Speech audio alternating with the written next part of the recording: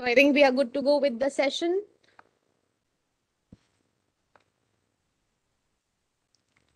A very warm good evening to one and all here. I think we are good to go with the session, and the topic today is a very interesting one. Stress management. हम सभी को बहुत ज़्यादा stress है, और it's very important to identify कि इसको manage कैसे किया जाए. So let's begin with the session. तो आज हम लोगों में जितने भी लोग यहाँ पे जुड़े हैं, कितने सारे लोग होंगे जिनको रात में सोने के टाइम पे बहुत रेस्टलेसनेस होती होगी, या फिर बहुत दिन भर थक जाते हैं, नींद भी आ रही होती है बट सो नहीं पाते हैं, नींद जल्दी नहीं आती है, छोटी और बहुत ही इंपॉर्टेंट चीजें माइंड से स्लिप हो जाती हैं, या फिर छोटी और इनसिग्निफिकेंट चीजों पे बहुत ज्यादा, जितना चाहिए नहीं उतना ज्यादा गुस्सा आ जाता है, किसी बहुत मामूली बात पर सेंसिटिवली बिहेव करते हैं, बहुत मामूली सी बात है बट पता नहीं क्या हो जाता है कि बहुत ज्यादा ट्रिगर हो जाते हैं, सेंसिटिवली बिहेव करते हैं, किसी बात से इतना ज्यादा ओवरवेल्म्ड हो जाते हैं, इतना ज्यादा ओवरपावर्ड बाय इमोशंस हो जाते हैं कि बाद में सोचते हैं कि ऐसा तो कुछ नहीं हुआ था कि इतना इमोशनली चार्ज अप होने की जरूरत थी. या फिर बहुत बार ऐसा भी महसूस होता है कि हमें कोई नहीं समझता है, हम जितना भी अच्छा कर लें हमें कोई नहीं समझता है, वी आर ऑलवेज मिसअंडरस्टूड. अब तो समझाने की जरूरत ही नहीं है, किसी को समझ में नहीं आ रहा है. So you feel misunderstood many a times, and you feel कि इमोशंस आपके इंटेलेक्ट का चार्ज ले रहे हैं. ये वेरी वेरी बहुत जल्दी ही किसी चीज पे इमोशंस का काबू हो जाता है और सोच रुक जाती है उस टाइम पे, और यू फील आइसोलेटेड, कि लगता है कि पूरी दुनिया एक तरफ है, आप अकेले हैं एक तरफ. एंड आई एम 100% श्योर कि हम में से सब ने इस तरीके की फीलिंग को कभी ना कभी जरूर महसूस किया होगा. And these are all signs of stress, small और big, but these are all signs of stress. तो हम लोग सब, we are all on the same boat, और हम सब ने ऐसी चीजों को महसूस किया है, रोज महसूस करते हैं, और these are nothing but stress.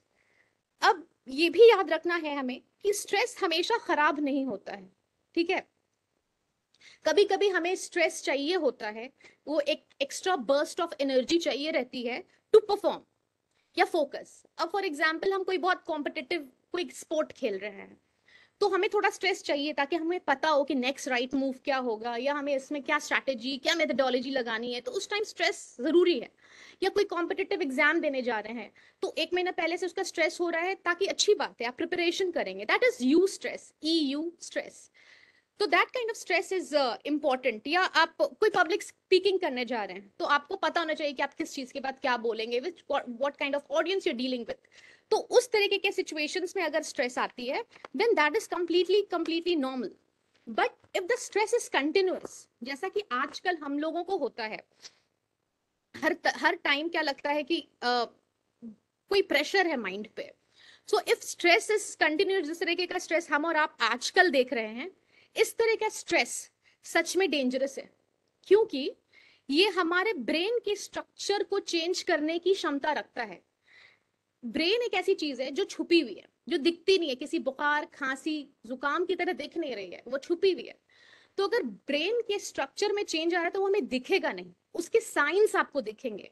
तो अगर आप किसी साइन को अपने बॉडी में देख रहे हैं, फिजिकली साइकोलॉजिकली, और आपको लग रहा है कि ऐसी चीजें मेरे साथ बार बार हो रही हैं, then you have to identify कि स्ट्रेस है और क्यों है. You have to identify the stressor. तो आज हम स्ट्रेस को मैनेज करेंगे तभी जब हमें ये आइडेंटिफाई कर पाएंगे कि हमें स्ट्रेस है भी कि नहीं, और हमें किस कैटेगरी का, किस लेवल का स्ट्रेस है. क्रोनिक स्ट्रेस, क्रोनिक स्ट्रेस जब प्रोफेशनली बहुत ज्यादा काम होता है. फॉर एग्जाम्पल, जब 50 घंटे की ट्रेनिंग आई थी कि आपको 25 hours of COE and 25 hours of in house करना है, तो इनिशियली बहुत ज्यादा स्ट्रेसफुल हो गया था, लोगों को समझ नहीं आ रहा था कि हम क्लास में पढ़ाएंगे, PTM होल्ड करेंगे, क्वेश्चन पेपर्स बनाएंगे, चेकिंग करेंगे, कि हम 50 घंटे की ट्रेनिंग, दैट 50 अपने आप में बहुत ओवरवेलमिंग था. बट विद टाइम बहुत इजीली हो गया कि लोगों ने एक्सेप्ट किया, समझ गए कि इस टाइम पे इतने ड्यूरेशन में हमें किस तरीके से चॉक आउट करना है, कौन सी ट्रेनिंग लेनी है, कौन सी ट्रेनिंग नहीं लेनी है, कौन सी हमारे प्रोफेशनल डेवलपमेंट के लिए. तो धीरे धीरे हम लोग हैबिचुअल हो गए, बट इनिशियली वो प्रोफेशनली एक बहुत बड़ा स्ट्रेस लेकर के आया था.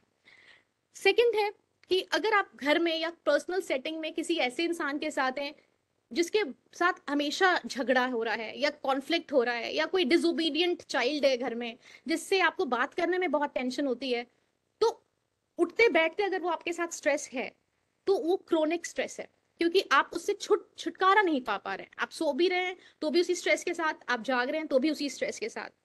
तो इस तरीके का जो लगातार स्ट्रेस होता है, बहुत बार प्रोफेशनली भी हमें उस तरीके के स्ट्रेस को इनकाउंटर करना पड़ता है कि हम रोज उसी सिचुएशन में जा रहे हैं जहां हमें किसी एक चीज इस सिचुएशन में पढ़ने से स्ट्रेस हो रहा है।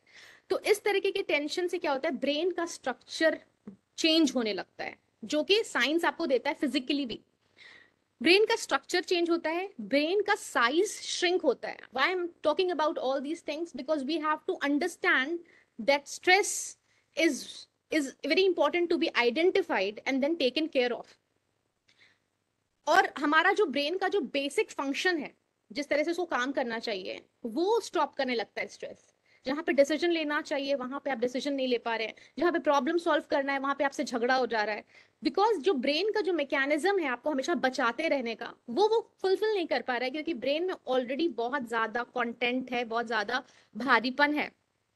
अब इसके पीछे का थोड़ा सा साइंस अगर हम समझें, बहुत ज्यादा साइंस साइंस हम लोग नहीं करेंगे, बट थोड़ा सा साइंस समझना इसका जरूरी है। तो अब इसके पीछे का थोड़ा साइंस समझे तो स्ट्रेस शुरू होता है with something called the hypothalamus pituitary ordinal axis, HPA axis हम लोग इसको कहते हैं। बिल्कुल हम लोग सरल भाषा में समझेंगे। जब कभी हमें स्ट्रेस होता है तो सीरीज ऑफ इंटरैक्शन शुरू होता है हमारे इंडोक्रीन ग्लैंड्स में, और ये इन द ब्रेन, जो कि कंट्रोल करता है our body's reaction to stress. जहां भी हमारा एचपीए एक्सिस एक्टिवेट होता है तो वो हमारे पूरे सिस्टम में एक इंटरैक्शन होता है कि how we have to behave. अब फॉर एग्जाम्पल आपने एक स्ट्रेसफुल सिचुएशन को इनकाउंटर किया, एकदम हम लोग हाइपोथेटिकल एक सिचुएशन को देखते हैं कि मान लीजिए आप बैठे हैं और अचानक से शेर आ जाए तो क्या है, एक बहुत ही हाई स्ट्रेस्ड माहौल बन जाएगा।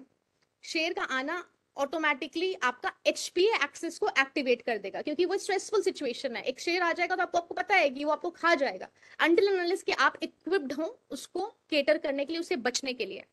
तो जब भी हमारा एचपीए एक्सिस एक्टिवेट होगा तो हमारे ब्रेन में एक हार्मोन रिलीज होगा जिसका नाम है कॉर्टिसोल। स्ट्रेसफुल सिचुएशन को डिटेक्ट करता है, और हमारे जो माइंड में जब कॉर्टिसोल रिलीज होता है, इस कॉर्टिसोल के जैसे रिलीज होता है हम पैनिक में आ जाते हैं। अब इसको ऐसे समझिए कि अगर आपने शेर को देखा तो एचपीए एक्सिस आपका एक्टिवेट हो गया और आपके ब्रेन में कॉर्टिसोल रिलीज हुआ। ये कॉर्टिसोल इसलिए रिलीज होता है क्योंकि ये सिचुएशन आपको बता रही है कि आपको या तो फ्लाइट करना है, भागना है, या फाइट करना है। अब शेर को देखने से मैक्सिमम लोग फ्लाइट करेंगे, भागेंगे उस सिचुएशन से, बट अगर आपके पास कोई गन है या वेपन, हमने कहा एक हाइपोथेटिकल सिचुएशन रखा, तो आप उससे फाइट करेंगे। तो शेर को देखने से जो स्ट्रेस हुआ, जो कॉर्टिसोल का बर्स्ट हुआ आपके माइंड में, वो स्ट्रेस उस टाइम के लिए ठीक है क्योंकि ये आपको डिसीजन लेने के लिए हेल्प कर रहा है कि आपको भागना है, उस टाइम का वो स्ट्रेस ठीक है। बट अगर ये स्ट्रेस आपकी नॉर्मल जिंदगी में आ जाए कि बिना शेर के भी आपको शेरी जैसा स्ट्रेस हो रहा है, किसी नॉर्मल इंसान का चेहरा देख करके आपको सांप के देखने जैसा स्ट्रेस हो रहा है, किसी नॉर्मल इंसान जिसके साथ आप रहते हैं उसे कॉन्फ्लिक्ट करने के टाइम उस तरीके का कॉर्टिसोल रिलीज हो रहा है, then it is really threatening to your life. occasional secretion of cortisol is absolutely fine, कि occasionally मेरे को stress हुआ, occasionally हमने एक सांप देख लिया तो हमें पता है उसको मारना है या भागना है, हमने occasionally कोई बहुत एक पब्लिक स्पीकिंग करनी है तो हमने स्ट्रेस लिया, या occasionally कोई एग्जाम है बहुत कॉम्पिटिटिव उसको दे दिया तो वो दे दिया तो स्ट्रेस हो गया, तो कोई बात नहीं है, उसके बाद यू विल रिलैक्स। बट अगर हर टाइम आपके माइंड में सिक्रीशन होता रहे कॉर्टिसोल का, किसी से बात करके या किसी एनवायरमेंट में बार बार जाते जाते, तो वो क्या करेगा, वो आपको बिल्कुल बहुत ज्यादा नुकसान पहुंचाएगा। और इसका नुकसान हमें किस तरीके से दिखेगा, अब हम छोटी छोटी बातों को भूलने रखेंगे, इंडोक्रीन ग्लैंड्स, तो हम छोटी छोटी बात को भूलने लगते हैं, ठीक है, या कोई नई चीज को याद नहीं कर पाते हैं, या स्ट्रेस को कोप करने की क्षमता खोने लगते हैं। अब जैसे मान लीजिए हम घर में बैठे हैं और हमारा कोई सामान टूट जाता है या खो जाता है, तो हमारी ब्रेन में एक क्षमता होती है उस सिचुएशन को डील करने की कि भाई सामान टूट गया है, नया सामान आ जाएगा। बट जब हम स्ट्रेसफुल होते हैं, बहुत ज्यादा स्ट्रेस्ड होते हैं, तो हम बहुत ज्यादा उसके ऊपर बहुत ज्यादा एम्फेसाइज करते हैं वो सामान टूट गया, अब कैसे होगा, अब क्या वो खो गया, अब कैसे मिलेगा, क्योंकि हमारा जो बेसिक क्षमता है जो ब्रेन की उस स्ट्रेस को डील करने की, वो हमारी खत्म हो चुकी है। ठीक है, तो stress hormone cortisol can literally, मतलब वो that shrinks the size of a brain. जब कॉर्टिसोल इतना रिलीज होता है तो वो हमारे साइज जो ब्रेन का है उसको श्रिंक करता है, और हम क्या फेल करने लगते हैं, कॉन्सेंट्रेट नहीं कर पाते हैं। जो भी इंसान जो बहुत हाई स्ट्रेस से गुजर रहा है उसको कॉन्सेंट्रेट करने के टाइम पे बहुत ज्यादा प्रॉब्लम होगी, वो किसी भी चीज में कॉन्सेंट्रेशन का उसका, these are physical science, you are under stress, when you are not able to concentrate, you are not able to take correct decisions, you suffer from decision fatigue and decision paralysis. ठीक है, जब हमें कोई decision लेना है और हम समझ ही नहीं आ रहा है कि हमें क्या डिसीजन लेना चाहिए, आप बिल्कुल उस टाइम आपका माइंड जो है पैरालाइज्ड है या बहुत ज्यादा थका हुआ फील कर रहा है, इसका मतलब है कि कहीं ना कहीं बहुत ज्यादा स्ट्रेस है। दूसरी जो चीज है कि जो जब स्ट्रेसफुल सिचुएशन होती है तो आपका लो सोशल इंटरेक्शन हो जाता है, जो कि सबसे खराब चीज होती है। जब भी हम स्ट्रेस होते हैं या एंजाइटी में होते हैं तो हम नहीं चाहते हैं बहुत लोगों से बात करना, हम कटना चाहते हैं, आइसोलेट करते हैं अपने आप को। जब हम बात करते हैं बहुत सारी चीजों का सोल्यूशन निकलता है, जब हम अपने बारे में अपने प्रॉब्लम को हम लोग अलाउड बोलते हैं, बहुत बार अलाउड बोलने से वो प्रॉब्लम छोटी लगने लगती है। बट जब स्ट्रेसफुल सिचुएशन होती है तो सबसे ज्यादा जो हम अपने साथ नुकसान करते हैं, we try to isolate ourselves, और हमारा सोशल इंटरेक्शन जो होता है वो कम होता है। So this is the basic understanding of the session today, and we will begin the session with a case study, जो कि कविता नाम के टीचर की है, बिल्कुल हमारे जैसी एक टीचर है, और एक सिचुएशन है जिससे हम लोग ने भी इनकाउंटर किया होगा। यहाँ पे कविता एक न्यू टीचर है जिसने स्कूल ज्वाइन किया है, और उसको सुपरविजन दिया गया है एक टीचर मिस सेन का, जिनका 25 ईयर्स का एक्सपीरियंस है। तो कविता एक न्यू ज्वाइनी है और उनको एडमिन ने बोला कि आपको मिस सेन के अंडर में रहना है, बिकॉज इनका 25 ईयर्स का एक्सपीरियंस है और आपको इनके अंदर सारी चीजें सीखनी है। अब होता क्या है कि कविता का अपना एक माइंड है, और वो बहुत बार ऐसी चीजें हो रही हैं कविता के साथ जहां पे उसको लग रहा है कि वो she is not in agreement with miss Sen. उनको लग रहा है कि मिस सेन जो आइडियाज दे रही हैं या मिस सेन का जो इनपुट्स है वो बहुत ज्यादा उसको अपीलिंग नहीं लग रहा है, स्पेशली जहां पे वो पेरेंट्स को डील करती हैं। एक पीटीएम होता है और एक 9 ग्रेड के बच्चे के पेरेंट्स के साथ मिस सेन डील करती हैं और कविता उनके साथ रहती है। तो मिस सेन बहुत ज्यादा एग्रेसिव हो जाती हैं उस पीटीएम के दौरान, और वो अक्यूज करती हैं पेरेंट्स को कि आप बिल्कुल भी रिसेप्टिव और प्रोएक्टिव नहीं है, इसीलिए आपके बच्चे ने अच्छा परफॉर्म नहीं किया है। कविता का मन था कि यहाँ पे ये सोल्यूशन नहीं होना चाहिए, कि हमें पेरेंट्स को अक्यूज नहीं करना चाहिए, लेकिन उसको लगा कि अगर वो मिस सेन के अगेंस्ट जाके कुछ बोलेगी तो शायद प्रोफेशनली उसके लिए अच्छा ना हो, इसीलिए वो she remained a silent observer. अब क्या होता है कि इतना ज्यादा मैटर खराब हो जाता है कि the parents complain in writing to the school authorities regarding the two of them, जबकि कविता ने कुछ भी नहीं बोला है, सारी चीजें मिस सेन ने बोली हैं। तो भी पेरेंट्स ने कंप्लेन इन राइटिंग किया to the school authorities about the two of them, और they were asked to give an explanation. Now Kavita की, जिसका कोई मेजर रोल नहीं है इस पूरे सिनेरियो में, she is extremely stressed as she is new and on probation, and at the same time she is feeling frustrated as she is being framed in a situation where she played no major role to, and in fact felt that Miss Sane was wrong in handling. अब एक ऐसी situation है जहां पे उसकी कोई गलती भी नहीं है, and she has been framed in a situation। तो ये इसके लिए बहुत ज्यादा स्ट्रेसफुल हो गया है कि वो करे तो करे क्या। वो उसने she did the right thing by not saying, by not intervening, now she has been framed also. तो इस तरह की सिचुएशन में कोई भी पढ़ सकता है, और इस तरह की सिचुएशन को कैसे डील करना है, that is stress management. Okay, so आज के सेशन का ऑब्जेक्टिव क्या है, इस सेशन के बाद हम आज किन किन सवालों का जवाब हमारे पास होगा। सबसे पहले व्हाट इज स्ट्रेस, है क्या ये स्ट्रेस जिसका नाम हम इतना ज्यादा सुनते हैं, and what does stress do to our brain. Types of stress, सबसे पहले आइडेंटिफाई करना है कि हमें कौन सा वाला स्ट्रेस हो रहा है, साइकोलॉजिकल हो रहा है, फिजिकल हो रहा है, कौन सा वाला स्ट्रेस हो रहा है। एग्जाम्पल ऑफ स्ट्रेसेस, किस किस तरीके का हम देखेंगे, हम पर्सनल जिंदगी में भी कुछ जनरल स्ट्रेसेस हमारे हैं।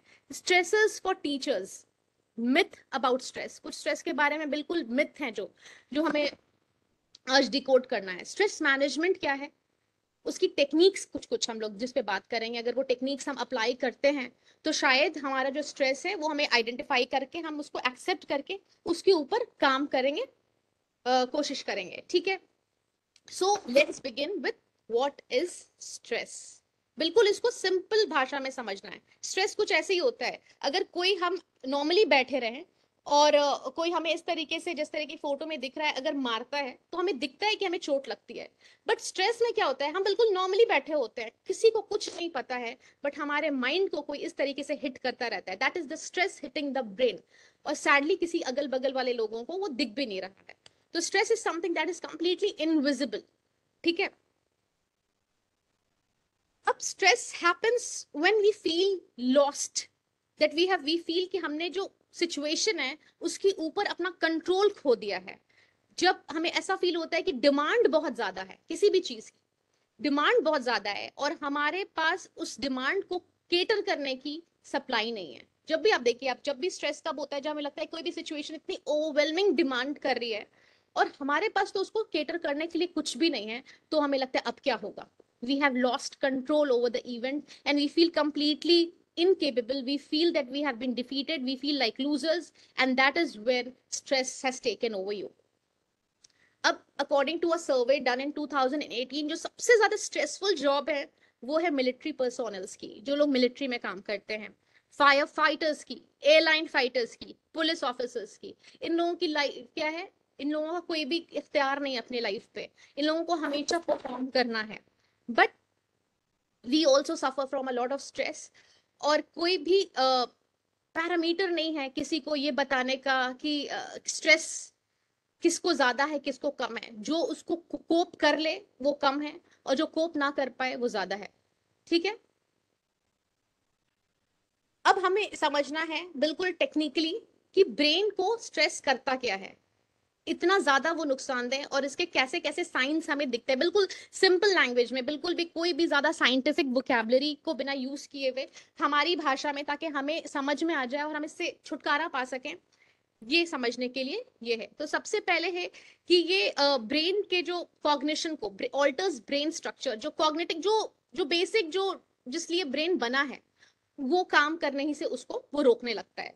क्या करता है, हिपोकैम्पस नाम की एक जगह है हमारे ब्रेन में जिसमें मेमोरी एंड लर्निंग होती है, जहां पे हम कोई भी चीज को मेमोराइज कर लेते हैं, कोई भी चीज को इजीली लर्न कर पाते हैं, वो डिक्रीज कर देता है। आप देखेंगे हम लोग की जैसी उम्र बढ़ती है और स्ट्रेस, हम समझते हैं कि व्हाट इज स्ट्रेस, हमें कोई भी चीज जल्दी याद नहीं होती है। हमें याद करने के लिए बहुत ज्यादा, जैसे बचपन में कोई भी चीज तुरंत याद हो जाती थी, अब उसको याद करने में दिक्कत आने लगती है। या दूसरी जो चीज होती है, छोटी छोटी चीजें, जैसे हमने पहले बोला मोबाइल जो सबसे इंपॉर्टेंट चीज है, कभी कभी छूट जाती है घर पे, चश्मा नहीं मिलता है, जो बिल्कुल आपके लिए लाइफ की जो सबसे इंपॉर्टेंट जरूरत है, आप उसको भूलने लगते हैं। क्यों? क्योंकि माइंड बहुत ज्यादा प्री ऑक्यूपाइड है। तो इस तरीके की चीज जो जो कॉग्निटिव फंक्शंस को, जो है जो बेसिक जो माइंड का ब्रेन का फंक्शन है कि मेमोरी लर्निंग, उसको वो इफेक्ट करती है। दूसरा है कि न्यूरो ट्रांसमिटर्स को डिस्टर्ब करती है।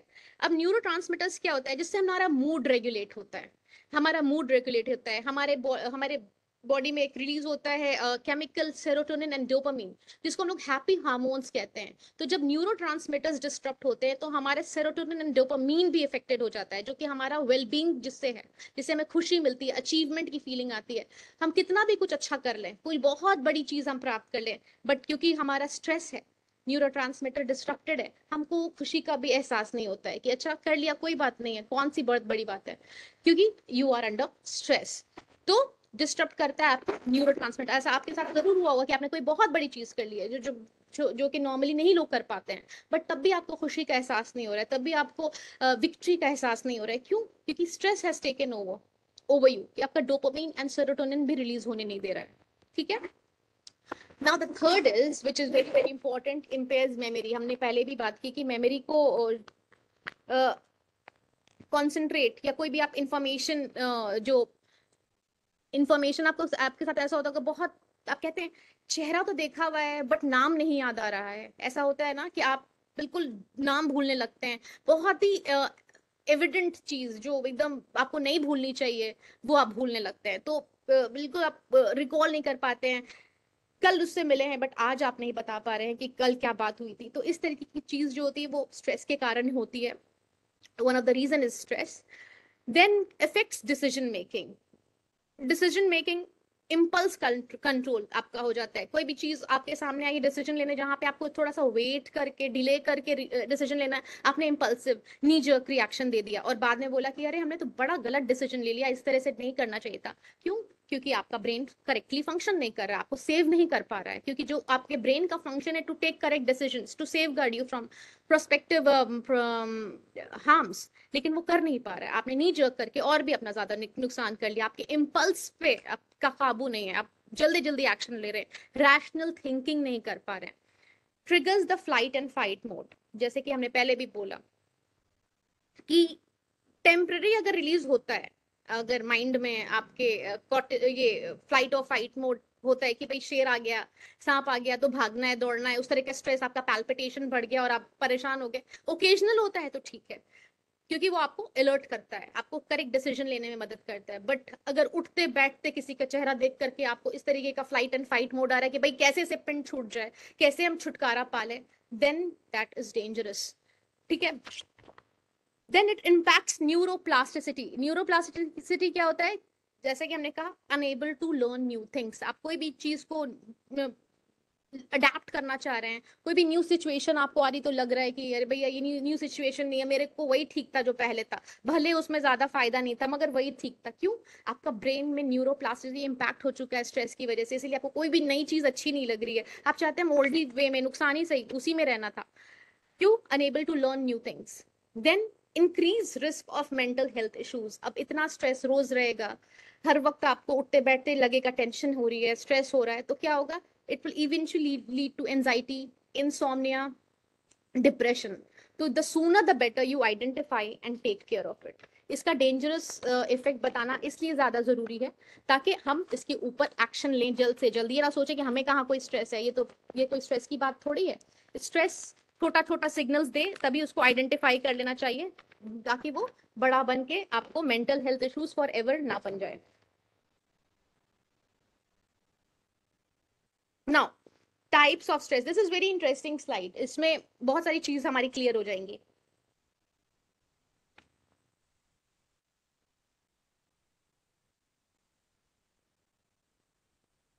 अब क्या होता है? फिजिकल स्ट्रेस, जब हम ओवर एक्सर्ट करते हैं, बहुत सारे लोगों को फिजिकल स्ट्रेस होता है।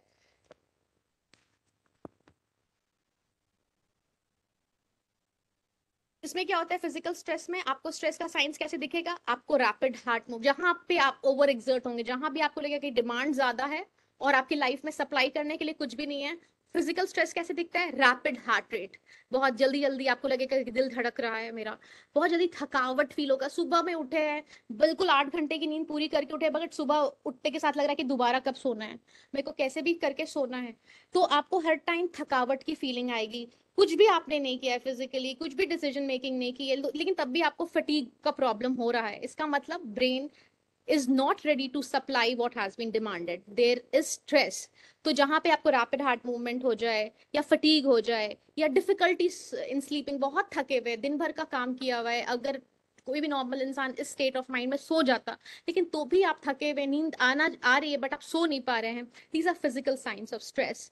फिर है प्रॉब्लम सॉल्व नहीं है, कोई बहुत छोटा प्रॉब्लम आपके सामने लेकर के आ रहा है बट एकदम प्रॉब्लम नहीं सॉल्व हो रही है, लग रहा है कि अरे भैया क्या लेकर के आ गए, ये तो बहुत बड़ी प्रॉब्लम है, और कोई दूसरा इंसान जो बिल्कुल स्ट्रेस में नहीं है, बहुत चुटकियों में उस प्रॉब्लम को सॉल्व कर दे रहा है। These are signs of physical stress. Then feeling overwhelmed, किसी ने आपके सामने से आप किसी कुर्सी पे बैठने वाले थे, उसने वो अपनी कुर्सी उसने खींच ली और खुद बैठ गया, अब आपको इसमें ओवरवेलमिंग लग रहा है कि उसने जान के ऐसा किया, उसको पता था कि हम बैठने वाले थे लेकिन वो बैठ गया। तो ये भी अगेन फीलिंग ओवरवेल्म, बहुत छोटी छोटी बात को शायद दूसरे ने ऑब्जर्व भी ना किया हो बट आप उसको ऑब्जर्व करके दिन भर अपने माइंड में घुमा रहे हैं, फिजिकल स्ट्रेस है। एंड एलिवेटेड ब्लड प्रेशर, जब आपका ब्लड प्रेशर हमेशा राइज पे रहे, कोई सिचुएशन आपको नहीं दिख रही बट ब्लड प्रेशर राइज पे है, then also that is physical stress. The other one is psychological stress, जो हमने अपने माइंड में बनाया हुआ है, ठीक है। These are personal and unique to the person experiencing an internal source of stress. We worry about problems, feel anxious and become depressed. इनका कोई uh, इनका जो एग्जाम्पल है वो आपको स्ट्रेस फिजिकली नहीं दिखेगा, लेकिन आपको कहाँ से स्ट्रेस आ रहा है? किसी आपके घर में कोई ऐसा बच्चा है जो डिसोबीडियंट है, जो आप जैसा कह रहे हैं वैसा नहीं कर रहा है, या कोई ऐसा घर में है आपके डोमेस्टिक हेल्प है जो आप कह रहे हैं उसका जस्ट कॉन्फ्लिक्ट आपसे कर रहा है, आप कुछ भी कह रहे हैं वो उसका उल्टा आपको जवाब दे रहा है, हर टाइम एक कॉन्फ्लिक्ट के माहौल में है, या फिर आप कोई न्यू जॉब आपने पकड़ी है और आपको न्यू जॉब में बिल्कुल समझ में नहीं आ रहा है कि आपका रोल क्या है, और आपको वर्क रिस्पॉन्सिबिलिटी बहुत ज्यादा लग रही है, तो आपको साइकोलॉजिकली दिख नहीं रहा है आपको कहीं पे भी, लेकिन आपके माइंड में आप अंडर स्ट्रेस हैं, because these are psychological financial strains हैं। आपके हर टाइम माइंड में चल रहा है कि अच्छा अब मंथ का शुरुआत है, यहाँ ये इतना खर्चा हो जाएगा, वहां उतना खर्चा हो जाएगा, आपके माइंड में कैलकुलेशन चल रहा है कि तो फिर तो मेरे पास इतना ही बचेगा, इन केस की कोई इमरजेंसी आ जाएगी तो हाउ विल आई केटर। तो जब इस तरीके का आपके माइंड में चलता रहता है, जो सिर्फ आपके माइंड में चल रहा है, दूसरा इंसान बिल्कुल भी नहीं देख सकता है, that is psychological stress. Financial strains, health problem है आपको, आपको पता है कि इस हेल्थ प्रॉब्लम की वजह से हो सकता है बहुत ज्यादा प्रॉब्लम आने लगे, आप वर्क ना कर पाए, तो इस तरीके से आपको स्ट्रेस हो सकता है। Moving to a new location, बहुत सारे लोगों को न्यू लोकेशन पे, पुराना घर छोड़ के न्यू घर पे जाने में स्ट्रेस होता है, तो दीज आर ऑल साइकोलॉजिकल। किसी दूसरे इंसान के लिए बहुत अच्छी शायद बात हो कि अच्छा we are living the old house and moving on to the new house, लेकिन किसी के लिए ये बहुत ज्यादा स्ट्रेसफुल हो सकता है। तो thanks a lot for the compliments in the chat box, keeping me motivated to go on with more enthusiasm. Thanks a lot. Then there is psycho social. अच्छा, ये स्ट्रेस होता है, ये आपको हैरानी होगी जान करके कि अब किसी इंट्रोवर्ट को, इंट्रोवर्ट क्या होता है, इंट्रोवर्ट जो कम बोलता है, ज्यादा उसको सुनने की भी आदत नहीं, ज्यादा उसको बोलने की भी आदत नहीं, बहुत सारे लोग होते हैं जो इंट्रोवर्ट होते हैं जिनको ज्यादा लोगों के बीच में अच्छा नहीं लगता है। अब उनको फोर्स किया जाए कि भाई तुम पार्टी करो, तुम पार्टी में बैठो, तुम लोगों से मिलो, तो क्या होगा, वो अंदर अंदर स्ट्रेस में रहेगा। या फिर कोई बहुत एक्सट्रोवर्ट है, बहुत ओपन आदमी है, बहुत आउटगोइंग है, उसको बोला जाए कि तुम अब से चुप रहो, तुमको कुछ नहीं बोलना है, उसको ऐसी सेटिंग में डाल दिया जाए जहाँ पे उसको चुप रहना है। या किसी कम बोलने वाले आदमी को बोले ये तो किसी से बात नहीं करता है, ये तो बहुत घमंडी है, लेकिन वो उसका बेसिक नेचर ही नहीं है बात करने का, उसको तकलीफ होती है बात करने में, तो वो इंसान हमेशा साइकोलॉजिकल साइको सोशल स्ट्रेस से गुजरेगा, क्योंकि सोसाइटी ने उसको ये स्ट्रेस दिया हुआ है, और बहुत ज्यादा हमारे साथ ये होता है कि हम जो हम है नहीं वो हमें करना पड़ता है। कुछ पॉइंट तक तो हम वो नाटक कर लेते हैं, फेक कर लेते हैं, but it takes a toll on us, अगर वो हमें अपनी लाइफस्टाइल बनानी पड़े कि I am an introvert but I am push to sit between people and talk and know about them, और ये तकलीफ देता है आपको, then that is psycho social stress. Then then we are talking about psycho social में आपका एक और स्ट्रेस जो आता है, that is social stress.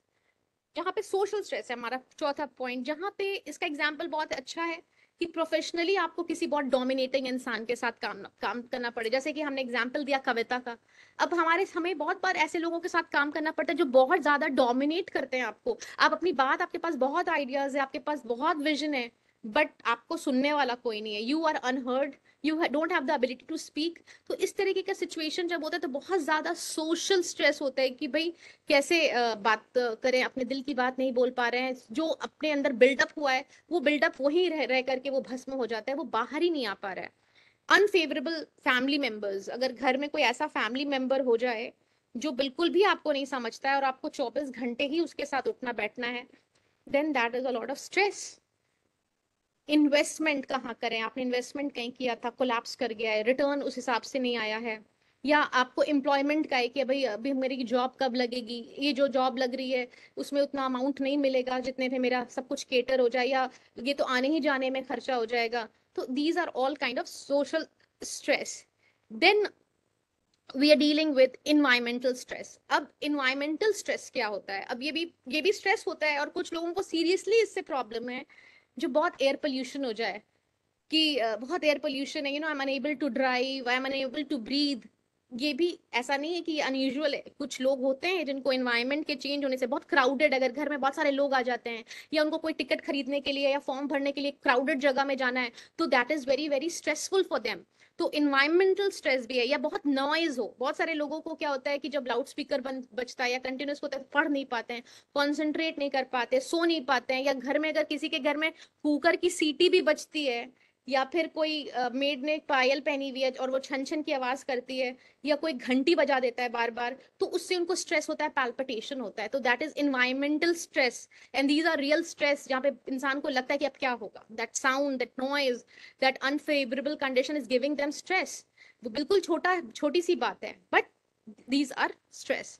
Professional stress, being unhappy in your job, लगे कि नहीं खुश हैं, कुछ भी कर लें, 12 12 घंटे बिता देते हैं बट खुशी नहीं मिल रही है।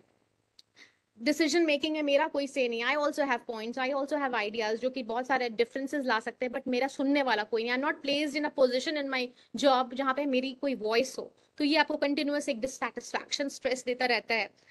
फेसिंग डिस्क्रिमिनेशन और हैरेसमेंट एट वर्क, आप भी बहुत अच्छा काम करते हैं बट हमेशा दूसरे का ही काम ऊपर हो जाता है, डिस्क्रिमिनेशन हो जाता है, तो भी आप हमेशा प्रोफेशनल स्ट्रेस में रहेंगे। देन आपके पास आइडियाज है, आपके पास भी बहुत है, बट आपके पास कॉन्फिडेंस नहीं है पब्लिकली अपनी बात को बोलने का। आपके पास बहुत अच्छा आइडिया आता है, कोई और वो आइडिया बोल देता है और बहुत वाहवाही लूट जाता है, आपको लगता है ये तो आइडिया पहले मेरे माइंड में आया था बट हम बोल नहीं पाए। तो क्या होता है, हमें लगता है कि स्ट्रेस नहीं होता है बट अंदर बहुत ज्यादा सेल्फ एस्टीम का तोड़ फोड़ होता है, स्ट्रेस देता है। Internal stress, internal stress is very very rampant, जहां पे हर टाइम आपको लगता है कि कुछ अनसर्टेन होने वाला है, कुछ कल ऐसा हो गया तो, परसों ऐसा हो गया तो, कैसे डील करेंगे, क्यों, आपको लगता है कोई ऐसी डिमांड सामने से आ जाएगी जो हम केटर नहीं कर पाएंगे। These are internal stress. Negative self talk, कुछ नहीं कर पाए जिंदगी में, क्या ही कर रहे हैं, कुछ भी बड़ा काम नहीं कर पाए, सोचा था ये बन जाएंगे, सोचा था वो बन जाएंगे, बट ये क्या कर रहे हैं। नेगेटिव सेल्फ टॉक बहुत ज्यादा स्ट्रेस देती है। अनरियलिस्टिक एक्सपेक्टेशन, मेहनत हम बहुत कम कर रहे हैं लेकिन हमको रिजल्ट बहुत ज्यादा ज्यादा चाहिए, या फिर मेरे साथ ऐसा क्यों नहीं हुआ, उसके साथ तो बहुत अच्छा हुआ। तो when you start expecting unrealistically, that is also internal stress. And perfection, कि परफेक्ट होना चाहिए, कोई भी चीज अगर हम कर रहे हैं भले ही बहुत टाइम लग रहा है लेकिन परफेक्ट होना चाहिए, तो क्या है वो, again this is stress. Perfectionism बहुत ज्यादा स्ट्रेस देती है। आप देखिएगा कुछ बच्चों को बहुत राइटिंग बनाने का शौक होता है या पूरा चीज कंप्लीट करने का, तो वो काफी स्ट्रेस में रहते हैं क्योंकि वो डेडलाइंस को नहीं मीट कर पाते। जब वो डेडलाइंस को नहीं मीट कर पाते हैं तो परफेक्शनिज्म भी किसी काम का नहीं रहता है। द लास्ट इज स्केपिज्म, किसी भी चीज को प्रोक्रेस्टिनेट करने का, बाद में कर लिया जाएगा, उसमें क्या होता है, एक्चुअली वो स्ट्रेस, बिकॉज आप उस सिचुएशन से अपने आप को छुटकारा पाना चाह रहे हैं। बहुत सारे लोगों के सामने स्ट्रेसफुल सिचुएशन आती है तो वो सो जाते हैं जाकर, तो हमें लगता है यार इनको कोई फर्क नहीं पड़ता, ये लोग सो जाते हैं, but that is escapism, that is dealing with stress, that is their way of dealing with stress. वो सो नहीं रहे, वो सिचुएशन से स्केप कर रहे हैं ताकि वो कुछ देर सो जाएं और रियलिटी में जिसमें स्ट्रेस है उससे वो थोड़ा दूर जा पाए। जनरल एग्जाम्पल ऑफ स्ट्रेसर्स, अब यहाँ पे एक आदमी को हम लोग देख रहे हैं जो कि बहुत बड़ा सा पत्थर अपने पीठ पर उठाए हुए है। स्ट्रेस ऐसे ही होता है, हम ये पत्थर अपने सर पे उठाए रहते हैं, कोई देख नहीं सकता है, बट अगर उसको फिजिकली अगर स्ट्रेस को देखे तो इतना ही तकलीफ वो देती है हमें स्ट्रेस, जिससे जिस जिस तरीके से ये इंसान तकलीफ में है, स्ट्रेस हमें उतनी ही तकलीफ देती है। बस यही है कि वो हम किसी को दिखा नहीं पाते हैं। किसी को टेम्परेचर देकर के अपना फीवर तो दिखा सकते हैं बट स्ट्रेस का कोई थर्मामीटर नहीं होता है। इंजरी और इलनेस, जनरल स्ट्रेस, अगर आपको पैर टूट गया अचानक से या कोई ऐसी बीमारी हो गई है कि आप काम पे नहीं जा पा रहे हैं, या जैसे कि आप बिस्तर से मूव नहीं कर पा रहे हैं, फ्रिज से सामान नहीं ले ला पा रहे हैं, तो क्या होगा, स्ट्रेस होगा। जनरल एग्जांपल, किसी के साथ भी इंजरी हो सकती है, इलनेस हो सकती है। आपको क्या लगता है कि दुनिया की जो डिमांड है वो हम सप्लाई नहीं कर सकते हैं। अगर मेरे को खाना खाने का मन है या मेरे बच्चे को हमको गोदी उठाने का मन है, वो एक डिमांड है जिसको हम सप्लाई नहीं कर सकते बिकॉज मेरी इंजरी है, मेरी इलनेस है। तो क्या होगा, स्ट्रेस होगा। Filing of divorce is a very very common, बहुत ज्यादा स्ट्रेस होता है when people are undergoing divorce. I have given this point because this is becoming very very rampant. Losing contact of a loved one, जिससे आपका दिल से अभी भी कनेक्शन है बट मिसअंडरस्टैंडिंग की वजह से, किसी की भी वजह से, वो जो आपका जो कप था ना वो फुल नहीं है, कहीं ना कहीं आपको वो खालीपन लग रहा है क्योंकि उसका या तो डेथ हो गई है या सेपरेशन हो गया है। तो losing contact of loved one is a very important cause of stress. अगर कभी स्ट्रेस हो तो जरूर देखिएगा कि कोई ऐसा तो नहीं है जिंदगी से चला गया जिसके रहने से ठीक लगता था बट उसके एब्सेंस से बहुत ज्यादा स्ट्रेस हो रहा है। Identify, try to identify that. Death of a family member can be very very stressful, जिन्होंने भी एक्सपीरियंस किया है वो समझ सकते हैं।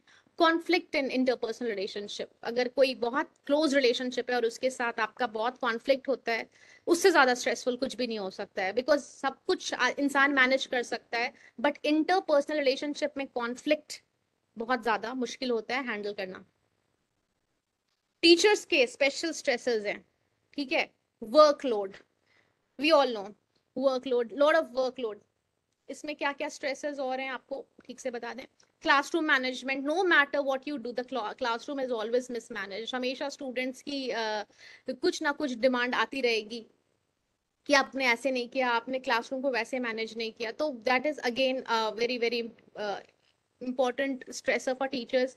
स्टैंडर्डाइज टेस्ट का प्रिपरेशन, FA2 में पेपर्स क्या बनेंगे, UT2 में क्या पेपर्स बनेंगे, फाइनल एग्जामिनेशन में स्यूमेटिव कैसे होगा, PTMs में किस किस तरीके की डिमांड्स पेरेंट्स लेकर के आएंगे, professional development, as I told you 50 hours of training has given a lot of stress. Time constraint, deadlines, कल तक सब कुछ दे देना है, आपको स्ट्रेस देता है, बहुत ज्यादा स्ट्रेस देता है। स्टूडेंट्स नीड, बच्चे खुश नहीं हैं, बच्चों में बहुत ज्यादा प्रॉब्लम्स बढ़ गई है, आज ये प्रॉब्लम सॉल्व किया तो कल दूसरा प्रॉब्लम शुरू हो गया। लैक ऑफ रिसोर्सेज नहीं, आपको लग रहा है कि अगर हमारे पास ये रिसोर्सेज होते तो हम बच्चों को शायद अच्छे से केटर कर पाते, या अगर ये रिसोर्स होते तो इस प्रॉब्लम को हम ऐसे सॉल्व कर पाते, लेकिन आपके पास रिसोर्सेज ही नहीं है। जॉब सिक्योरिटी, परफॉर्म नहीं किया तो पता नहीं क्या होगा, रिप्लेसमेंट आ जाएगा। तो हर टाइम जॉब सिक्योरिटी का भी स्ट्रेस इंसान को रहता है बैक ऑफ द माइंड कि you have to perform, no matter how you're feeling, no matter how bad life is, no matter how much there is ache in your heart, the world is not going to stop for your pain. तो आपको you, this is a performance based industry, तो हर time performance का डर दिमाग में रहता ही है। Educational policy change, जैसे कि NEP के आने के बाद बहुत सी चीजें बदली हैं, इसीलिए हमने ये पॉइंट आपके लिए डाला है कि NEP के आने के बाद चीजें बदली हैं हमारे लिए। Experiential learning, flip classroom, multiple intelligence, CBSE के रोज के सर्कुलर्स, सो पॉलिसी चेंज होने की वजह से जहां हमें रोट लर्निंग से बिल्कुल पैराडाइम शिफ्ट एक लेना पड़ा है, तो हमें stress, it's for the good, but हमारे ऊपर उसका ब्रंट आया है जहाँ पे हमें सारी चीजों को करके देना है। तो ऑब्वियसली ये भी एक स्ट्रेसर का हमें, हमारे लिए लार्जर गुड के लिए हमारे ऊपर को स्ट्रेस आया है। Now this is very very important, this point that stress is not same for everybody, ये समझना होगा। किसी बहुत एक्सपीरियंस इंसान के लिए जिसने लाइफ में बहुत ज्यादा तकलीफें देखी हैं, उसके लिए शायद छोटा छोटा स्ट्रेस बहुत ही मायने ना रखता हो। तो कभी भी अपने स्ट्रेस को हमें दूसरों के स्ट्रेस के साथ कंपेयर नहीं करना है। पेइंग द बिल्स किसी के लिए बहुत इजी एक काम हो कि भाई पे तो करना है, हर महीने पे करना है शायद, और किसी के लिए वो पेमेंट बहुत मुश्किल हो, किसी के लिए पब्लिक स्पीकिंग बहुत इजी हो, किसी को पब्लिक स्पीकिंग में सांप काटने जैसा डर लगे। तो स्ट्रेस हर इंसान के लिए अलग है। अब एक 16 साल के बच्चे को जिस एक टेंशन होता है, वही 45 साल के इंसान का इतना एक्सपीरियंस हो चुका होता है कि उसको वो लगता है वो इतनी छोटी सी बात का क्या स्ट्रेस ले रहा है। But stress is not same for everybody, सबका अलग अलग डिफिनेशन है स्ट्रेस का।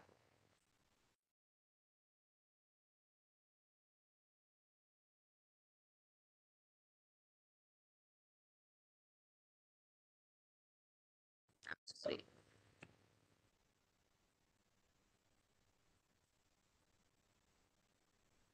Stress is always bad for you नहीं, जैसे कि हमने बोला कभी कभी certain certain spurt of energy के लिए आपको स्ट्रेस चाहिए। अगर आपका एग्जामिनेशन है और आपको स्ट्रेस ही नहीं हो रहा है, हाउ विल यू परफॉर्म। आपको स्पोर्ट खेल रहे हैं और आपको जीतना है और आपको स्ट्रेस ही नहीं हो रहा है, तो that is also not correct. आपको यू स्ट्रेस होना चाहिए, स्ट्रेस कभी कभी आपके लिए बहुत ज्यादा जरूरी है, तो आपको ये देखना है कि वो रोज ना हो, किसी पर्टिकुलर इवेंट के लिए, अलर्टनेस के लिए, प्रिपरेशन के लिए, करेक्ट डिसीजन के लिए स्ट्रेस इज ओके। तो ये एक दूसरा मिथ है जो स्ट्रेस के बारे में आपको पता होना चाहिए। Stress is everywhere, you can not do much about it. अब अगर हम गाड़ी चला रहे हैं तो एक्सीडेंट तो हो सकता है कभी भी, अगर हम सड़क पर निकल रहे हैं तो कोई हमें धक्का मार सकता है, तो स्ट्रेस तो हर जगह है। बट इसका ये तो मतलब नहीं कि हम ड्राइव ही नहीं करेंगे, इसका मतलब तो ये नहीं कि हम घर से ही नहीं निकलेंगे। तो स्ट्रेस इज एवरीवेयर, बट हमें उसके लिए प्रिपेयर्ड होना है। अगर हमें पता है कि गाड़ी निकाली है तो एक्सीडेंट भी हो सकता है, you should know how to drive a car, you should be prepared how to walk on the road, कैसे कौन से सेफ्टी नॉर्म्स होते हैं, कहीं भी आप नहीं चल सकते हैं, कहीं भी आप नहीं दौड़ सकते हैं, ये आपको पता होना चाहिए। तो स्ट्रेस तो हर जगह है, आप उसके लिए कितना प्रिपेयर्ड हैं, कितनी आपके उसके लिए सप्लाई है आपके पास, that is completely our choice. The most powerful technique for reducing stress are the best one. Stress को हैंडल करने की कोई भी यूनिवर्सल टेक्निक हो ही नहीं सकती है। किसी को अपने फ्रेंड से बात करके ठीक लगता है, किसी को कोई यूट्यूब पे मोटिवेशनल वीडियो देख करके अच्छा लगता है, वो कंप्लीटली उसका चॉइस है। किसी को बहुत अच्छा खाना खा के स्ट्रेस रिलीज होता है, किसी को बाहर जाके टहल के या मूवी हॉल में देख करके स्ट्रेस रिलीज होता है। तो स्ट्रेस को कोई डील करने का एक यूनिवर्सल फॉर्मूला नहीं है, सबका टेक्निक अलग है, और कोई दूसरा आपको सलाह नहीं दे सकता है कि अच्छा तुम्हें ये करना चाहिए तो तुम्हारा स्ट्रेस रिलीज होगा। आपका बिल्कुल एक इंडिविजुअल तरीका हो सकता है। No symptoms and no stress actually सबसे ज्यादा डेंजरस है। अगर आप जितना आप कामोफ्लाज करेंगे सिम्टम्स को, कोई दवाई खा करके या नहीं बता करके, इग्नोर करके, या वो उतना ज्यादा आपके नुकसान करेगा। क्योंकि दवाई क्या करेगी, ऐसा तो है नहीं कि आपकी लाइफ से वो स्ट्रेस गायब कर देगी, वो आपके ब्रेन को वो मैसेज नहीं पहुंचने देगी, वो रियलिटी तो वही रहने वाली है, लेकिन आपने दवाई खा के उसको कुछ टाइम के लिए कामोफ्लाज किया हुआ है। It's very very important that you accept the stress and then deal with it.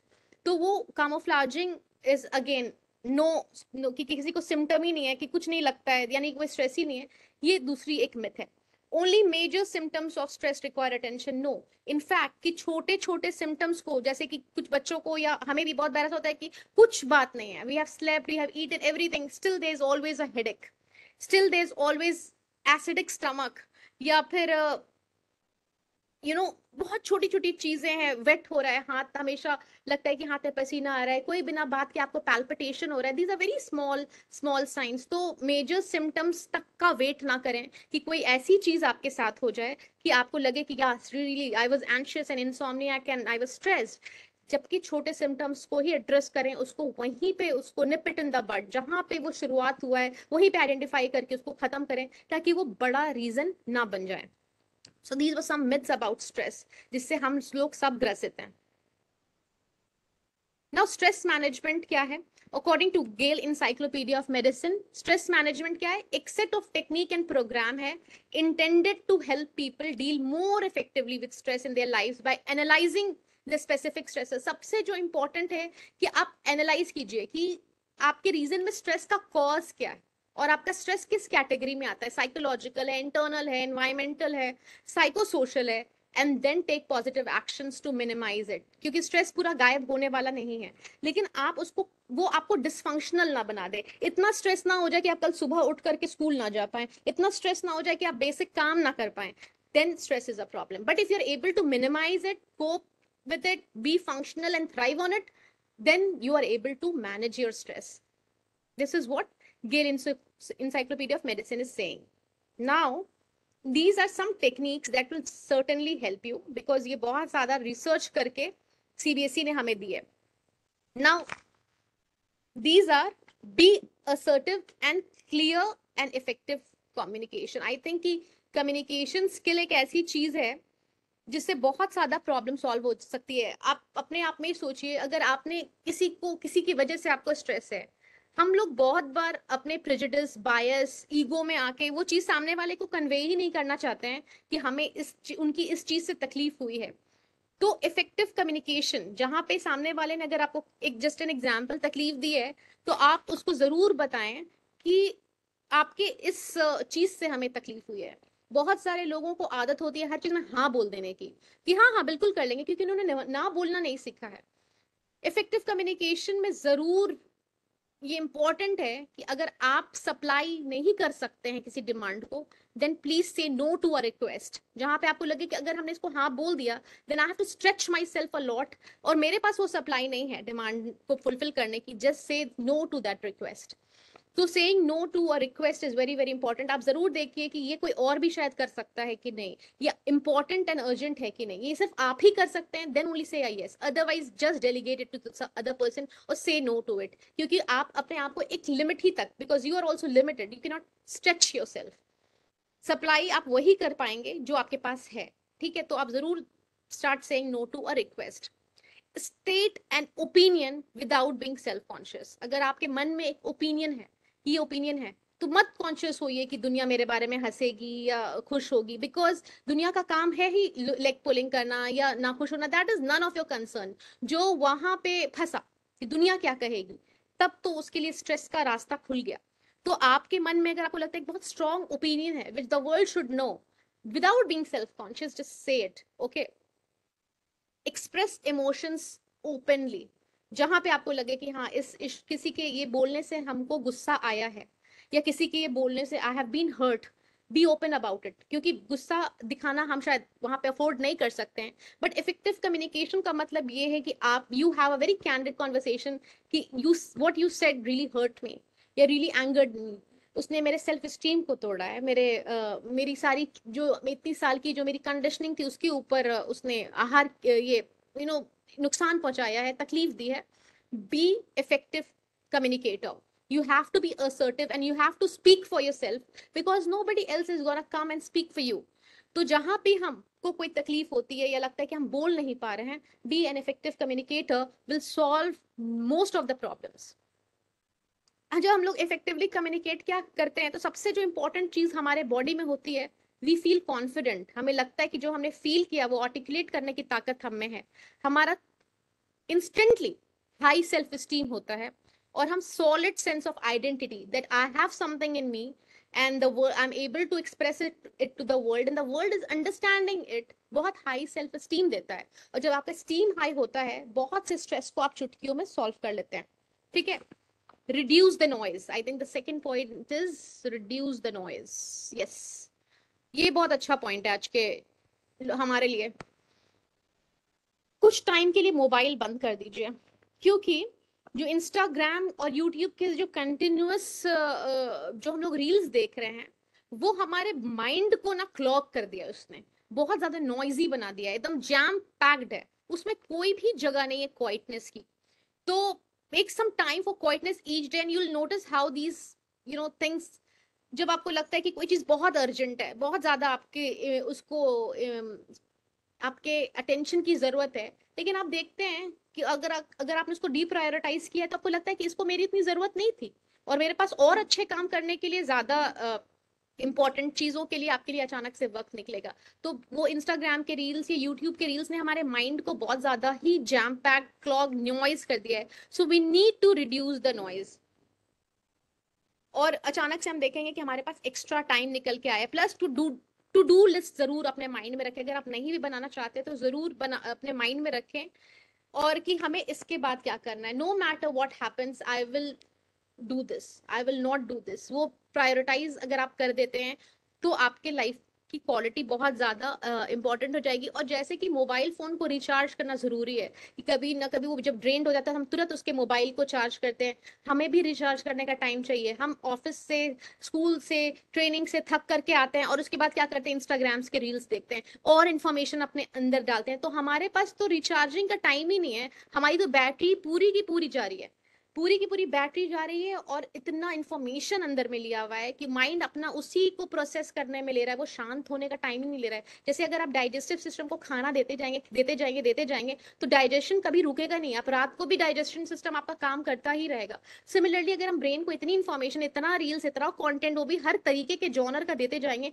तो ब्रेन रुकेगा ही नहीं। जब ब्रेन रुकेगा ही नहीं, उसको रिचार्ज का टाइम मिलेगा नहीं, वो शांत होगा नहीं, नींद आएगी नहीं, थॉट्स करते रहेंगे अपना काम। और उसके बाद क्या होगा कि ब्रेन जो इस चीज के लिए बना है, करेक्ट डिसीजंस लेने के लिए, प्रॉब्लम सॉल्व करने के लिए, न्यू न्यू चीजों को आइडेंटिफाई करके सीखने के लिए, वो अपना बेसिक फंक्शन ही नहीं कर पाएगा, क्योंकि वो तो ऑलरेडी इतना कंटेंट को प्रोसेस कर रहा है। So we need to give some recharging time to our brain as well. Time management is the third point, जो कि स्ट्रेस को बिल्कुल रिलीज कर सकता है। अगर हम रात को बहुत देर से सोते हैं, इंस्टाग्राम पे रील्स बहुत लोग देखते हैं या कोई नेटफ्लिक्स पे मूवी देखते हैं, तो हमारा टाइम मिसमैनेज हो जाता है। अब 24 घंटे तो सारे इंसानों को मिला हुआ है, ऐसा तो है नहीं किसी को भी एक्स्ट्रा 1 घंटा मिला है। तो जब 24 घंटे में अगर हम टाइम मैनेजमेंट करते हैं, अब हमें ये पता है कि शाम में 8 बजे के बाद जो टाइम होता है उसमें वो बहुत थकावट वाला होता है, उसमें हम कोई बहुत प्रोडक्टिव काम नहीं करते, बट सुबह का जो टाइम होता है वो बहुत प्रोडक्टिव होता है, उसमें लर्निंग, मेमोराइजेशन, कॉन्सेंट्रेशन, मेडिटेशन सब हो सकता है। तो हमें टाइम मैनेज ऐसे करना है कि जो अनप्रोडक्टिव आवर्स है उसमें हम सो जाएं, और जो प्रोडक्टिव आवर्स हैं उसमें हम जागें, ताकि हम ज्यादा से ज्यादा, जब हमारा mind, body and soul equilibrium पे है, तो हम ज्यादा उस टाइम काम करें। लेकिन अगर हम मोबाइल से रिड्यूस द नॉइज नहीं करेंगे, अपने आप को, वो अपने टाइम को नहीं मैनेज करेंगे, हम अनप्रोडक्टिव आवर्स में अनप्रोडक्टिव एक्टिविटीज करेंगे, और सुबह जब प्रोडक्टिव आवर्स उस टाइम हासिल करेंगे, हड़बड़ी करेंगे, तो हमारा तो टाइम फिर क्या हो जाता है, जो बीच का रहता है बस वही बचता है हमारे पास। तो we have to manage time, try to sleep early, try to wake up early. उसमें क्या होता है कि जो प्रोडक्टिव आवर्स है वो आपके हाथ में चंक मिलता है। Whenever you read about successful people, there is a book called the 5 AM club, you will realise कि सारे सक्सेसफुल लोगों का मंत्रा यही है कि वो सुबह के टाइम को यूज करते हैं, क्योंकि दैट इज द टाइम जब आप कम टाइम में ज्यादा चीज को ले सकते हैं। उस टाइम आपका डिसीजन मेकिंग पावर भी क्रिस्प होता है। Time management is very very important. जब स्ट्रेस बहुत ज्यादा उससे कम होता है। अगर आप लेट सोते हैं और सवेरे उठते हैं तो ऑब्वियसली आपको हर चीज के लिए हड़बड़ी करनी है। हड़बड़ी में कोई भी चीज क्वालिटी की निकल के आती नहीं है और ब्रेन बिल्कुल परेशान रहता है। Creating boundaries very very important. People do not know how to create boundaries. अब एक ग्रुप है, example I am giving you, एक ग्रुप है जहां पे कोई ऐसे टॉपिक पे बात हो रही है जो बिल्कुल आपको पसंद नहीं आ रही है, और आपको आपको आपको ये बात नहीं पसंद आ रही, तो भी उस ग्रुप में बार बार वही बात हो रही है। तो you have to take a stand जहां पे you will have to tell people that there are certain topics and there are certain conversations that you are not happy with, and you have to create those boundaries. Either you move out of it, or you ask people through effective communication skills that these topics should not be spoken to, because these topics are giving me a lot of stress. तो वो कोई भी topic हो सकता है। तो ये this is just an example of creating boundaries. Some people they keep on calling you talking about the same stuff. अब ये आपकी बिल्कुल भी जिम्मेदारी नहीं है कि आप उनका फोन उठा के हमेशा वो बात सुने। तो you have to create boundaries because you have to speak for your self. आप उनको बोले कि आपकी रिपीटेड इन बातों से हमें बहुत स्ट्रेस हो रहा है या हमारा टाइम बहुत जा रहा है। In a very beautiful way you can do this. You have to create your own boundaries, otherwise people will always enter into your zone and ruin everything for you. So creating boundaries is a very important point of stress management. आप देखिएगा, the moment you start creating boundaries and you ask people कि ये जो stress जो हमको दे रहा है वो हमें चाहिए नहीं, हमारे बाउंड्री के बाहर ही रखिए। Don't create walls, create doors जहां पे वो आपकी जिंदगी में रहें, लेकिन वो उस तरीके के स्ट्रेस को आप पीछे कर पाए। तो बाउंड्रीज का बहुत ज्यादा इंपॉर्टेंस है कि आप जहां पे वॉइस आउट कर पाए कि आपको क्या नहीं पसंद है, और बार बार वो चीज आपके लिए रिपीट नहीं हो, क्योंकि you are not able to tackle it anymore. Get out of your head. Sometimes it is best not to even try contending with the racing thoughts. Sometimes you just need to take a break. कभी कभी कुछ stressful situation आ जाएगी, लगेगा बहुत stress है, तो उसको हमेशा एड्रेस करने की भी जरूरत नहीं है। कुछ कुछ सिचुएशन ऐसी होती है, बिल्कुल लगेगा कि अच्छा अचानक से आपको स्कूल में मैसेज आ गया कि कल सुबह 6 बजे रिपोर्ट करना है। वेरी वेरी मतलब such things happen कि कल आपको सुबह में 6 बजे आपको रिपोर्ट करना है। Now you can not do anything about it. The school authorities they have called you at 6 AM। उनका अपना कोई नीड है जिसको आपको ही केटर करना है। Just an example. अब आपको क्या करना है, यू कैन नॉट डू। अब इसके ऊपर आप सोचते रहेंगे तो वो स्ट्रेस जाने वाला नहीं है। Take a break, don't try to entertain that stress because you cannot change it. Then at that time watch a movie, catch up with an old friend, or you do anything जिससे आपको उसको बार बार सोचना ना पड़े, because you have to safeguard your own brain. That is something you cannot do anything about it. So at times you have to get out of your head also. Don't think about it because that cannot be changed. So आप उस time कुछ ऐसी priming technique ऐसी चीज होती है जिससे आप इमीडिएटली उससे कट ऑफ हो जाते हैं उस प्रॉब्लम से। कल 6 बजे स्कूल जाना है, इट्स ओके okay. उसके बारे में सोच नहीं सकते हैं क्योंकि सोचने से वो रियलिटी बदलने वाली तो नहीं है। ठीक है। एक एबीसी टेक्निक है, बहुत इंपॉर्टेंट टेक्निक है। Just a short overview I will give you. A है स्ट्रेसफुल इवेंट आ गया है जिंदगी में, बिलीफ है the way we respond to the stressful event. अबे हमें बिलीव है कि अगर कोई भी इवेंट एडवर्स आएगा, हमारे पास इतनी सप्लाई है कि हम उसको केटर कर लेंगे। लेकिन अगर बिलीव है कि कोई भी इवेंट डिमांड होगा, हमारे पास सप्लाई नहीं है, तो वो स्ट्रेस होगा ही होगा। ठीक है। Then the third one is consequences. The result of a belief lead to the action and outcome. अब कोई भी स्ट्रेसफुल सिचुएशन आ जाती है और हमें ये बिलीफ है कि I will be able to deal with it, तो हम उसी को ऐसे रिएक्ट करेंगे। और अगर ये बिलीव है कि हम नहीं कर पाएंगे तो उसका भी आउटकम होगा। तो belief is a very important thing. तो आपको अपने बिलीफ सिस्टम पे जरूर काम करना पड़ेगा। एडवर्सिटी मेरे चाहने ना चाहने से तो रुकने वाली है नहीं, बट बिलीफ सिस्टम कि वी विल रिफ्लेक्ट कि इसको कैसे ब्रेक करना है इस एडवर्सिटी को, and then take the small decisions after that. अब इसमें से कुछ ऐसी बातें हैं जो कि बिल्कुल आम जिंदगी में हमें फॉलो करनी चाहिए। जिससे क्या होता है, स्ट्रेस तो आएगा ही, वो तो रोक नहीं सकता है, बट स्ट्रेस को हम अच्छी तरीके से मैनेज कर पाएंगे। सबसे पहले है ईट अ बैलेंस डाइट। बिल्कुल बच्चों वाली सलाह कि बैलेंस राइट। अब हम ये देखते हैं कि इमोशनल ईटिंग हम लोग करते हैं जब भी स्ट्रेसफुल सिचुएशन कितने लोगों की जिंदगी में आता है, जब उनको लगता है कि हम कुछ खाएं, स्पेशली मीठा कुछ खाएं।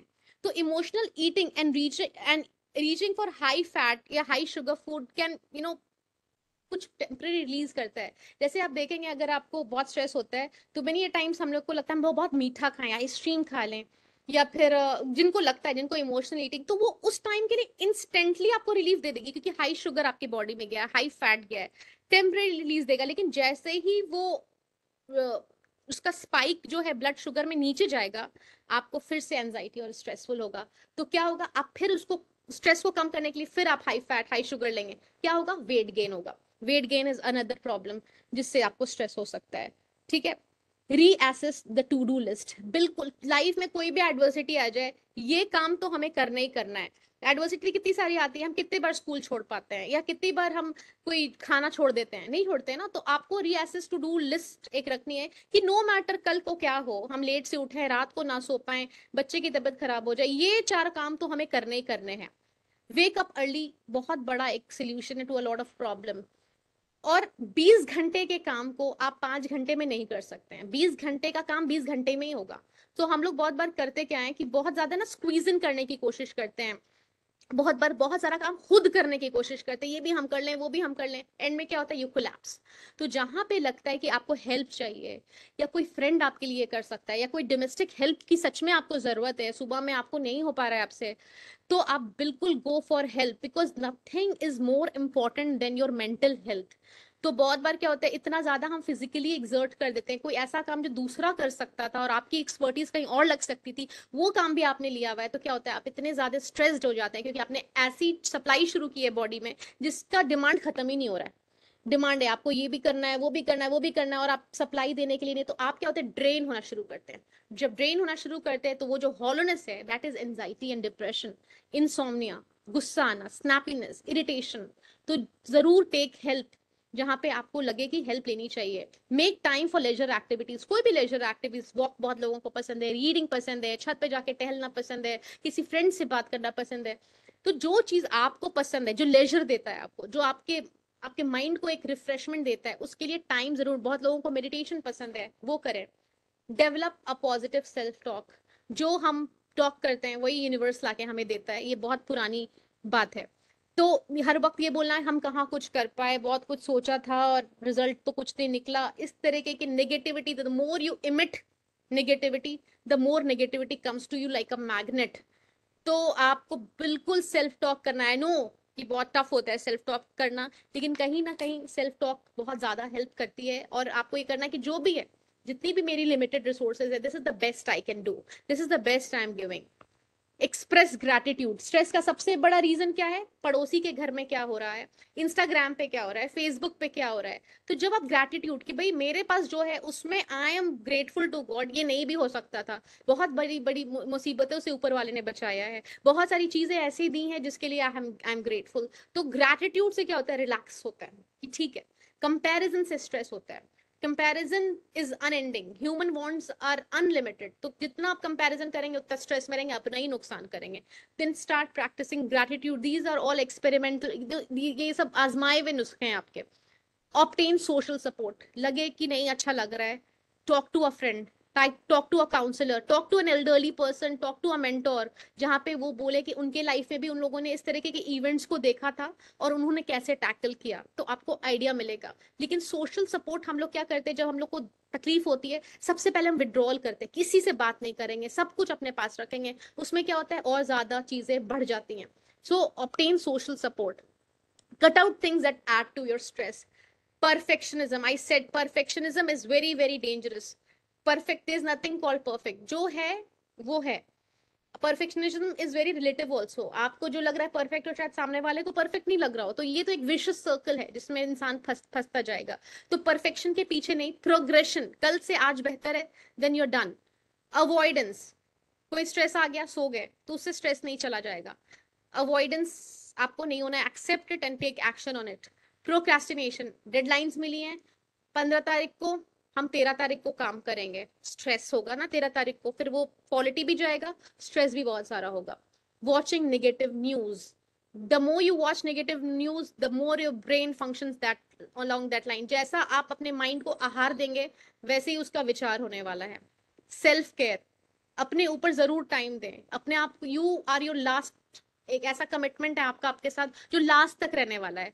तो आपको सेल्फ केयर करना ही पड़ेगा. अच्छा खाना, अच्छा एक्सरसाइज, अपने ऊपर रीडिंग, अपनी ग्रोथ, पर्सनल ग्रोथ, मेडिटेशन. क्योंकि अगर आपका फ्यूल भरा होगा, तभी आप दूसरे की गाड़ी चला पाएंगे. तो आप, you need to be full. और आप फुल तभी हो पाएंगे जब आप अपनी गाड़ी है ना आपके घर पे, आप उसको पेट्रोल मत दीजिए, आप उसकी डेंटिंग पेंटिंग नहीं कराए, उसको स्क्रैच लगे तो लगने दीजिए, वो कितने दिन चलेगी. Same is with us. हम लोग, हमें भी रोज डेंट लग जाता है, चोट आ जाती है, पेट्रोल खर्च खत्म हो जाता है. तो हमें भी वो फ्यूल सेल्फ केयर के फॉर्म में खुद को देना पड़ेगा. Rational thinking. नेगेटिव थॉट्स बहुत लोगों को स्ट्रेस देते हैं. तो अब आपको ये अपने आप को रैशनली समझाना पड़ेगा कि पास्ट इज गॉन. हर जो कल दिन बीत गया वो दोबारा कभी नहीं आने वाला है. तो negative thoughts from the past जो होता है वो बिल्कुल आपको नहीं लाना है. You have to draw a line. The past is gone. The only thing that we have is the future that we have in a hand in the present. So आपको रैशनल थिंकिंग करनी ही करनी पड़ेगी. Thanks a lot. It's already 5 o'clock. Thanks for being with me for an hour, and thanks a lot for the beautiful comments in the chat box. Thanks a lot.